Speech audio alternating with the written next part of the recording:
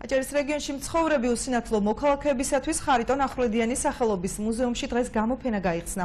ექსპოზიციაზე წარმოდგენილია სერგეი პონუჩენუკის 10-მდე ნამუშევარი. ხელოვნების ნიმუშები ხეზე არის შესრულებული.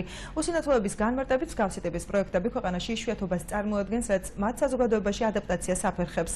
პროექტი საქართველოს უსინათლოთა კავშირის მეშვეობით ხორციელდება.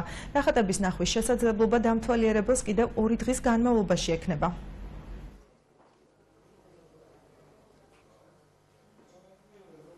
მოგხსენებათ უსინათლო მოკლებულები არიან სიამოვნებას რომ ნახონ სურათები და აი ამ მხატვარმა უყურებელმა განაწყვეტა შემდეგნაირად რომ სურათები გადაიტანა ესე კი ხეზე ყველაფერი უკრაინის რელიეფურია ამ რელიეფურ სურათს უსინათლო შეიძლება შეეხოს და სანამ მაგას ახლავს კიდევ ხმოვანი აღწერილობა სურათის და მეტნაკლებად იქონიოს წარმოდგენა სურათზე.